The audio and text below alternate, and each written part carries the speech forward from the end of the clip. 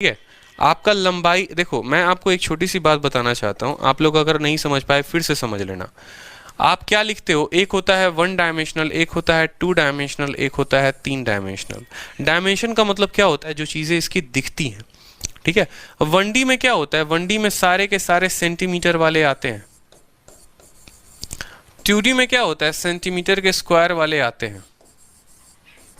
और 3D में क्या होता है, सेंटीमीटर के क्यूब वाले आते हैं। अब बोलोगे इसमें कौन कहाँ कहाँ पर आता है, तो 1 डायमेंशनल में जो चीज़ें आती हैं वो क्या होती हैं, इसका जो पड़ोसी होता है वो होता है length, breadth, height, diagonal, inradius, circumradius, perpendicular. ठीक है, ये सभी की सभी चीज़ें 1 डायमेंशनल में आती हैं।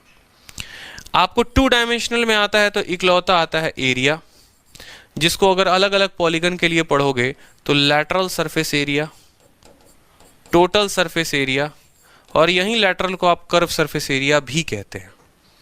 ठीक है। आप 3D में पढ़ोगे तो 3D में आप पढ़ोगे वॉल्यूम।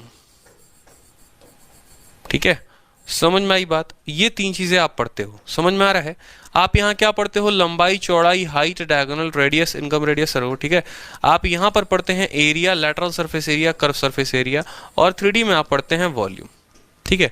तो मैं वही बात आपको सिखाने की कोशिश कर रहा था कि जब यहाँ पर आप अभी कहाँ, कौन से स्टेज पे हो, यहाँ पे हो।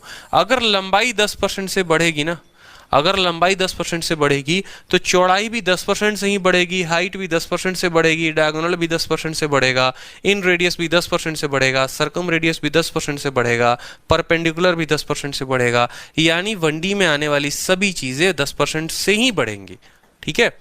नेक्स्ट बात, एरिया जब बात करेंगे कि लंबाई को तुमने 10% से बढ़ाया, एरिया का मतलब क्या होता है, सेंटीमीटर स्क्वायर। पावर कितना है, 2 बार है, यानी 10 का तुम्हें 2 बार रेशियो लेना पड़ेगा। 10 का रेशियो लेना पड़ेगा, यानी 10 से 11 हो गया, 10 से 11 हो गया, तो तुम लिख दोगे सर ये 100 से हमारा हो गया 121।